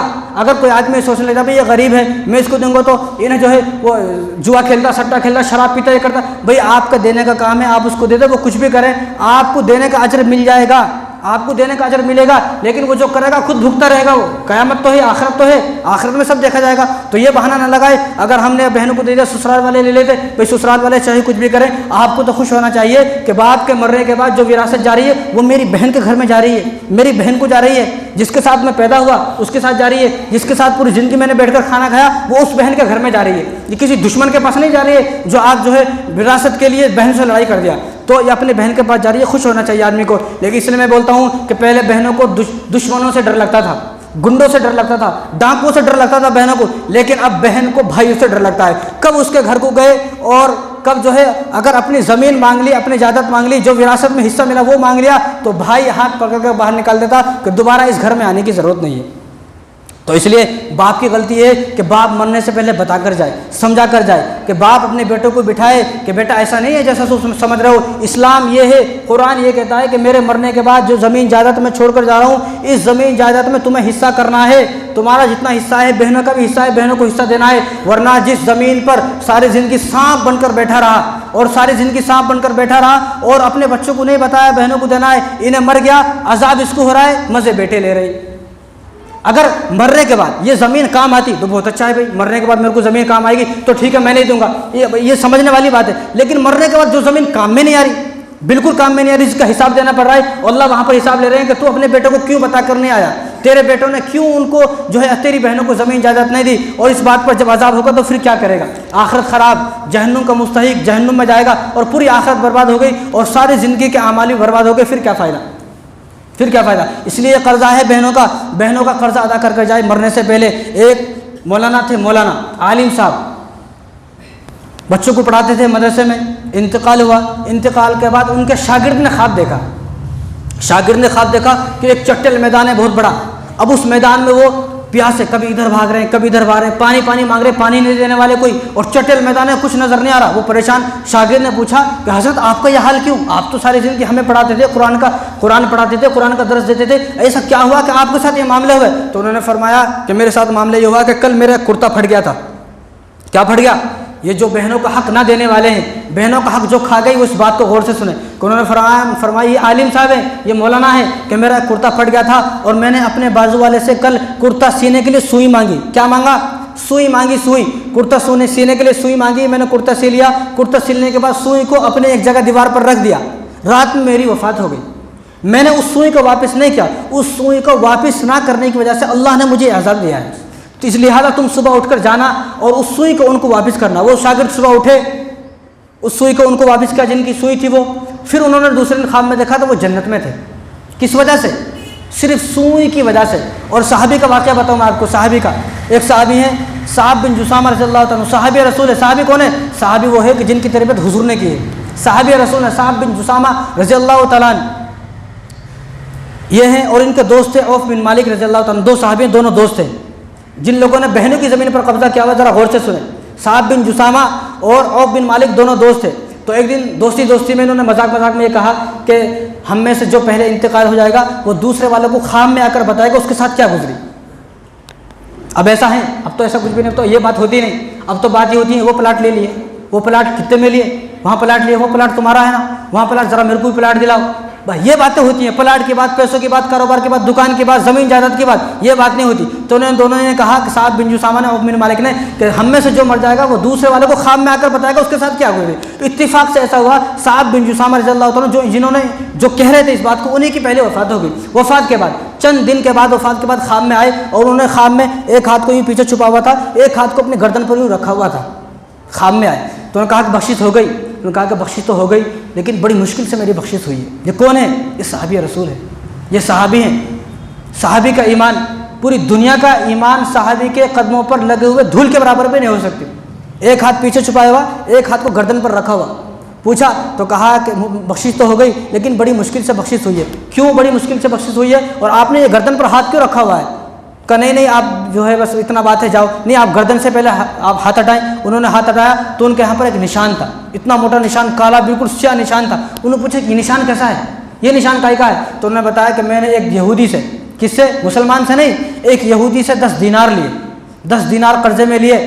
میں نے کل قرضہ لیا، رات میں میری وفات ہو گئی، میں قرضہ واپس نہیں کر سکا، نہ وہ قرضہ میرے کام میں آیا، کہیں تو میں نے لیا تھا، رات میری وفات ہو گئی، مجھے کیا معلوم، تو وہ قرضہ میں نے دیا نہیں ہے، وہ 10 دینار نہ دینے کی وجہ سے مجھے یہ سزا ملی ہے، اس مال کو گرم کر کے میرے یہاں پر لگایا گیا ہے، اس مال کی وجہ سے میرا یہ گردن جو ہے وہ کالی ہو گئی ہے۔ تم صبح اٹھنا، میرے گھر جانا اور وہاں پر پیسے رکھو، میں 10 دینار اس کو واپس کر دینا۔ اس نے کہا تو خواب میں دوسرا یہ بھی دیکھا کہ انہوں نے اپنے جو پیچھے ہاتھ رکھا ہوا تھا تو ان سے پوچھا کہ پیچھے ہاتھ کیوں، آپ ذرا دکھائیں۔ نہیں یہ کوئی بات نہیں، آپ جائیں۔ نہیں مجھے یہ بھی دکھائیں۔ آپ نے جب انہوں نے ہاتھ دیکھا تو ان کے ہاتھوں پر پٹی بنی ہوئی تھی، کپڑا بنا ہوا تھا۔ پھر پوچھا یہ ہاتھ کیسا ہے؟ انہوں نے فرمایا کہ جب اس مال کو گرم کر کر میرے یہاں پر لگایا گیا تو مجھے اتنی تکلیف ہوئی، میں نے اپنی 2 انگلیوں کو منہ میں دیا اور چاٹ لیا اور میری دونوں انگلی جو ہے بالکل چب کے بالکل زخمی ہو گئی ہیں۔ تو اللہ تعالیٰ نے مجھ سے کہا یہ ہم نے نہیں کی، یہ آپ کی انگلیاں ہم نے نہیں کی بلکہ آپ نے ان کو زخم دیا ہے۔ جب آپ نے ان کو زخم دیا ہے تو اس کے مالک آپ خود ہو، ہم مالک نہیں، ہم اس کو اچھا نہیں کریں گے۔ تو اس کی وجہ سے میں نے اس انگلیوں پر اپنے جو ہے کپڑا جو ہے وہ لپیٹا ہوا ہے۔ وہ صبح اٹھے، صبح اٹھ کر ان کے گھر گئے تو 10 دینار وہاں پر رکھے ہوئے تھے، 10 دینار یہودی کو واپس کیے، فجر کی نماز پڑھے، فجر کی نماز کے بعد حضور کو یہ بات بتائی یا رسول اللہ ایسا ہوا میرے ساتھ اور صاحب بن جسامہ رضی اللہ عنہ کے ساتھ ایسا ہوا، تو انہوں نے آپ نے واپس کر دیا؟ ہاں میں نے 10 دینار جو واپس کر دیے یہودی کے۔ تو حضور سے فرمایا کہ حضور ان کی انگلیوں پر ایسا نشان تھا، تو حضور نے دعا کی ان کے لیے، حضور نے ان کے لیے دعا کی، تو حضور کی دعا کی برکت سے وہ انگلی کے نشان بھی ٹھیک ہو گیا اور 10 دینار جو قرضے لیے تھے وہ واپس کر دیا، اس کی وجہ سے ان کی گردن کا نشان ٹھیک ہو گیا۔ دوسرے دن خواب میں آئے تو وہ جنت میں تھے۔ یہ کون ہے؟ یہ صرف ایک سوئی پر عذاب ہو رہا ہے اور 10 دینار پر ایک عذاب ہو رہا ہے، اور یہاں پر بہن کی لاکھوں کی پراپرٹی کھا گیا، کوئی احساس ہی نہیں ہے۔ اس لیے بعض لوگ کیا بولتے ہیں، بھائی غلط بات میں برداشت نہیں کر سکتا ہوں، میرے سامنے کوئی غلط بات نہیں بولنا، میں غلط بات برداشت نہیں کر سکتا۔ ٹھیک ہے، سمجھ میں آتا، غلط بات آپ برداشت نہیں کر سکتے، لیکن آپ نے جو بہن کی زمین پر قبضہ کیا ہوا ہے اور لاکھوں کی زمین اور لاکھوں کی جو پراپرٹی کھا گئے، اس پر یہ غلط نہیں ہے، یہ کیا صحیح ہے؟ تو اس لیے ساری نیکیاں تمہارے منہ پر مار دی جائیں گی۔ اس لیے میں تمام بھائیوں سے کہنا چاہتا ہوں کہ مرنے سے پہلے تنہائی میں بیٹھیں، تنہائی میں سوچیں کہ کہیں ایسا نہ ہو کہ میرے مرنے کے بعد میری بہن میرے لیے بد دعائیں کرے۔ اب تو بہن بھائی، پہلے بھائیوں کو مرنے کے بعد بہن دعائیں کرتی تھی، اللہ میرے بھائی کی مغفرت فرما، بخشش فرما۔ اب ایسا نہیں ہے، اب تو بھائی کے مرنے کے بعد بہن بد دعائیں دیتی ہے کہ جس طرح اس نے مجھے میرے باپ کی پراپرٹی سے محروم کیا، یا اللہ تو اس کو جنت سے محروم کر دے۔ تو بھائی مرنے سے پہلے سوچے کہ والد صاحب جتنا چھوڑ کر گئے تھے اس میں بہنوں کا بھی حق ہے. اس لیے میں کہتا ہوں اگر آپ کو سچ میں والد صاحب سے محبت ہے, سچ میں آپ یہ چاہتے ہیں کہ آپ کے والد صاحب کی بخشش ہو جائے, مغفرت ہو جائے, تو ہم کیا کرتے ہیں, حالانکہ قرآن کا طریقہ الگ ہے, شریعت کا طریقہ الگ ہے, شریعت نے الگ کہا, یہاں کیا کرتے ہیں, کوئی آدمی مر گیا چلا 40 ہوا 10 ہوا بکرا کاٹو, یہ کاٹو, ارے کس نے کہا, کہیں بھی نہیں ہے. آپ کاٹ رہے ہیں, کاٹنے کے بعد ٹھیک ہے ان کو ثواب ملے گا, لیکن جس زمین پر آپ قبضہ کرو یہ کب واپس کرو گے, یہ بتاؤ پہلے. بکرے کاٹ لیے, ہر سال عرس منا رہے ہیں, ہر سال برسی منا رہے ہیں, ہر سال بکرے کاٹ رہے ہیں, چلا 40 جا رہے ہیں گھر سے, کھا کھا کر جو ہے وہ گھر کو بالکل پیسہ ختم کر دیا. لیکن آپ یہ بتاؤ اگر آپ کو سچ میں والد صاحب سے محبت ہے تو والد صاحب کے مرے بعد بہنوں کو حق کب دو گے, یہ بتاؤ پہلے. اگر آپ سچ میں اب زیارت کر رہے ہیں, ہر تیسرے دن زیارت, ہر تیسرے دن زیارت, کتنی زیارت کرتا بھائی, پہلے مرے بعد والد صاحب کا جو ترکہ ہے, والد صاحب کو جو میراث چھوڑ کر گئے, وراثت چھوڑ کر گئے, پہلے وہ بہنوں کو حق ادا کرو, پہلے وہ بہنوں کو دیا تو آپ کو جو ہے والد صاحب مغفرت ہوگی, والد صاحب کی جنت میں جائیں گے, بخشش ہوگی. جب تک آپ نہیں دو گے تو آپ کے والد صاحب کی کوئی بخشش نہیں ہوگی, کوئی مغفرت نہیں ہوگی. اگر آپ نے نہیں دیا, آپ نے قرآن کو نہیں مانا, اللہ کا حکم توڑا, اللہ کو ناراض کیا اور جہنم میں جانے کا خود فیصلہ کر لیا. اس لیے تمام بھائیوں سے میرے ہاتھ جوڑ کر درخواست ہے, اگر دیکھو میں آپ کا خیر خواہ ہوں, میرے کو کوئی دشمنی نہیں ہے, اگر آپ اپنی زمین جو والد صاحب چھوڑ کر مرے ہیں اگر آپ اپنی بہن کو دو گے تو ایسا نہیں آپ کی بہن میرے پاس آتی اور 50-50 کر لیتے ہم لوگ, ایسا کچھ بھی نہیں. میں تو جانتے بھی نہیں ہوں آپ کی بہنوں کو, اس لیے ہم آپ کے خیر خواہ ہیں. میں آپ کو کسی کو بھی, کسی مسلمان کو میں جہنم میں جاتا ہوا دیکھنا نہیں چاہتا. اس لیے وہ باتیں ہیں کہ آپ کے مرنے کے, والد صاحب کے مرنے کے بعد آپ اپنی بہنوں کو حق دیں, ان کا حق ادا کریں تاکہ آپ بھی جنت میں جائیں اور آپ کی والد صاحب بھی جنت میں جائیں. ورنہ کتنے بھی چلا کر لو اور کتنے بھی 10 40 بکرے کاٹ لو, ٹرک بھر کے بکرے کاٹو تو بھی والد صاحب کی بخشش نہیں ہوتی جب تک تم بہن کا حق ادا نہیں کرو گے. تو اس بات پر عمل کرنے کی کوشش کریں. اور دوسرا, آج 12 تاریخ ہے, 2 دن کے بعد ایک تہوار آنے والا ہے, پتنگ اڑانے کا تہوار. کس کا ہے وہ تہوار, کیا مسلمانوں کا ہے؟ ہمارے پاس تو اللہ الحمدللہ 2 تہوار ہیں, جس کو عید الفطر کہتے ہیں, عید الاضحیٰ کہتے ہیں, 2 تہوار ہیں. اب یہ تہوار تو مسلمانوں کا نہیں ہے, تو پھر مسلمان اس پر کیوں عمل کر رہے ہیں؟ بھائی ٹھیک ہے, سارے ہر جگہ کی چھٹی ہے, سنکرانتی کی چھٹی ہے, تو وہ چھٹی ان کے واسطے, ہمارے واسطے. ہمارے چھٹی ہوئی تو خوش ہونا چاہیے کہ میں اس دن سے چھٹی نہیں تھی, اب میں نمازیں پڑھوں گا, اب میں مسجد میں آؤں گا, اب میں کچھ تو بھی تلاوت کروں گا, کچھ تو بھی تسبیحات پڑھوں گا, کوئی وقت دوں گا, کوئی 3 دن کہیں جا کر میں کسی کے ساتھ لگاؤں گا, دین سیکھوں گا, قرآن سیکھوں گا, کچھ تو سیکھوں گا. لیکن مزے آ گئے, اب چھٹیاں ہو گئی, اب پتنگ اڑانے میں لگے ہوئے. پتنگ اڑانا کس کا بھائی؟ پتنگ جو 14 جنوری کو اڑاتے ہیں, ایک آدمی تھا حقیقت رائے, اس نے حضرت فاطمہ کے شان میں گستاخی کی. اس کو مسلمانوں نے جب لاہور کے اندر 1734 کے اندر مسلمانوں کی حکومت تھی, زکریا خان گورنر تھے, انہوں نے اس کو پھانسی پہ تختے پر چڑھایا کہ تو نے ہماری نبی کی بیٹی کے شان میں گستاخی کی ہے, اس لیے اس کو مسلمانوں کی حکومت تھی اور مغل دور تھا, اس کو پھانسی پر لٹکایا گیا. اب جب 50 سال کے بعد راجہ رنجیت سنگھ کی حکومت آئی تو جن لوگوں نے مسلمانوں کی حکومت تھی, جن مسلمانوں نے ان کو پھانسی کے تختے پر چڑھایا, راجہ رنجیت سنگھ نے ان تمام مسلمانوں کو قتل کیا. اور ان تمام مسلمانوں کو قتل کرنے کے بعد ان کی لاشوں پر بیٹھ کر ہندوؤں نے, غیر مسلموں نے پتنگ اڑائی 14 جنوری کو. یہ وہ 14 جنوری تھا. تو تم بھی اگر 14 جنوری کو پتنگ اڑانا ہے, بعد میں ہوتا ہے, پتنگ اڑانا ہے پہلے اڑائے. اس دن 14 جنوری کو کوئی مسلمان پتنگ نہ اڑائے. انہوں نے ان کی لاش پر, آپ اتہاس پڑھیں, آپ تاریخ پڑھیں تو آپ کو پتہ چلے گا. میں نے گئے سال بھی یہ بات بتائی تو چند آدمی مجھ سے لڑنے کو آ گئے. یہ بات ہے کہ اپنی طرف سے بتا رہے آپ, بھائی ہمارے پاس کتابوں کا خزانہ ہے, 2000 کتابیں ہیں میرے پاس, 2000 کتابوں کا خزانہ ہے ہمارے پاس. یہ جو یہاں پر ہم رسول اللہ کے وارث ہیں, ہم رسول اللہ کے وارث سے کوئی ایران تران باتیں نہیں ہیں. یہ آپ تاریخ پڑھ کر دیکھیں تو پتہ چلے گا. حقیقت رائے جس نے حضور کی بیٹی کی شان میں گستاخی کی, اس کو پھانسی کر تختے پر چڑھایا گیا. جب اس سے ہندوؤں نے مسلمانوں کو مارا, بدلہ لیا, تو مسلمانوں کی لاشوں پر بیٹھ کر انہوں نے پتنگ اڑائی ہے. آج اسی کی سمادھی پر, آج بھی وہاں پر, جو وہ میرے ذہن میں نہیں ہے وہ گاؤں کا نام, اس گاؤں میں آج بھی اس کی سمادھی بنی ہوئی ہے. 14 جنوری کو وہاں پر میلہ لگتا ہے, وہاں پر سب جمع ہوتے ہیں اور سب پتنگ اڑاتے ہیں اور مسلمانوں کا ہنسی مذاق اڑاتے ہیں. اور یہاں مسلمان کا بچہ پتنگ اڑا رہا ہے, پتنگ لوٹ کر لایا مسلمان کا بچہ, باپ اتنا بے غیرت ہے وہ خوش ہو رہا ہے. اس کو چوری سکھا رہے ہو, لوٹ مار سکھا رہے ہو. اسلام کا حکم یہ ہے, اگر آپ راستے پر جا رہے ہو اور آپ کو اگر کوئی چیز 10 روپے کی بھی پڑی ہوئی ملی ہے تو آپ اس کو اٹھاؤ گے نہیں. اگر آپ نے اس کو اٹھا لیا تو 6 مہینے تک آپ اعلان کرو گے, 6 مہینے تک یہ کس کی ہے. 6 مہینے کے بعد آپ اس کو استعمال نہیں کرو گے, آپ اس کو صدقہ کرو گے. اور 6 مہینے کے بعد اگر اس کا مالک آ گیا تو آپ کو اپنی جیب سے بھرنا ہے. وہ یہ ہے اسلام. یہاں آپ اپنے بچوں کو لوٹ مار سکھا رہے ہیں, حرام سکھا رہے ہیں, حرام مال استعمال کرنا. اگر حرام مال 1 روپیہ بھی استعمال کیا 40 دن عبادت قبول نہیں ہوتی. اپنے بیٹے کو سمجھائیں, اپنے بیٹے کو بتائیں یہ کوئی اسلام نہیں ہے. آپ کے بیٹا پتنگ لوٹ کر لا رہا ہے اور 5-5 روپے کے چکر میں ہماری جانیں جا رہی ہیں بیٹوں کی. جس کی ڈور میں ڈور اڑا رہا ہوں, اس ڈور سے جتنے بھی قتل ہوں گے, جتنے بھی لوگ مریں گے, ان سب کا ذمہ دار میں ہوں, میں قاتل ہوں. آپ کا بچہ 10 سال کی عمر میں, 8 سال کی عمر میں قاتل بن گیا, آپ کو پتہ بھی نہیں ہے. آپ اس کو ایسے مانجے لا کے دے رہے ہو, پتنگ لوٹنے پر آپ خوش ہو رہے ہو. آج پتنگ لوٹی ہے, کل کو عزت بھی لوٹے گا, کل کو بینک لوٹے گا, ATM لوٹے گا, کل کو پتہ نہیں کیا کیا. آپ اپنے بچوں کو منع کریں کہ بیٹا اگر آپ کو پتنگ اڑانا ہے میری جیب سے 10 روپے لے کے جا, اس سے پتنگ اڑا, لیکن کسی کی پتنگ لوٹ کر گھر لے کر مت آ, وہ حرام ہے. وہ پتنگ لوٹ کر جو لے کے آیا وہ پتنگ لوٹنا حرام ہے. کتنے حادثے ہو رہے ہیں, کتنے ہاتھ سے اوپر دیکھتے دیکھتے جا رہے ہیں, پیچھے سے کڑائی مار دیا. جو آدمی پتنگ لوٹتے ہوئے مر گیا یہ خودکشی ہے, اس کو خودکشی کرنے والے کا عذاب ملے گا. رسول اللہ صلی اللہ علیہ وسلم کے زمانے میں ایک آدمی کبوتر بازی کر رہا تھا, کبوتر کے پیچھے جا رہا تھا, یہ ابو داؤد کی روایت ہے, کبوتر کے پیچھے جا رہا تھا تو حضور کی اس پر نظر پڑی. حضور نے فرمایا یہ بھی شیطان, یہ بھی شیطان, یہ بھی شیطان, یہ بھی شیطان. یہیں سے وہ مسئلہ نکلا ہے, جو آدمی کبوتر کے پیچھے بھاگنے والا شیطان ہے تو پتنگ کے پیچھے بھاگنے والے بھی شیطان ہے. اب جس آدمی کو حضور نے شیطان بول دیا ہے, آپ خود فیصلہ کر لیں وہ آدمی جنت میں جا سکتا ہے کیا؟ ہر کی جنت میں. اس لیے اپنے بچوں کو یہ نہ سکھائے بیٹا آپ کو پتنگ اڑانا ہے میرے پاس سے 10 روپے لے, اپنی جان کو ہلاکت میں نہ کر, اپنے آپ کو ہلاکت میں نہ ڈالیں. اور حضور نے ارشاد فرمایا کہ کوئی آدمی بغیر دیوار والی چھت پر نہ سوئے. کوئی آدمی اگر ایسی چھت پر سو گیا جس کی دیواریں نہیں ہیں اور رات میں وہ مر گیا تو اس کو کوئی شہادت نہیں ملے گی, اس کو خودکشی کا عذاب ملے گا. کیوں سویا وہاں پر؟ جب حضور نے ہماری اتنی پرواہ کی ہے تو کوئی آدمی 14 جنوری کو مسلمان پتنگ نہ اڑائیں, یہ ہمارا تہوار نہیں ہے. جو آدمی اڑائے گا تو من تشبہ بقوم فهو منهم, وہ انہی کی مشابہت اختیار کر رہا ہے, کل قیامت کے دن انہی کے ساتھ ہوگا. وما علینا الا البلاغ. اللہ تعالی ہم سب کو عمل کرنے کی توفیق عطا فرمائے. واخر دعوانا الحمد للہ رب العالمین.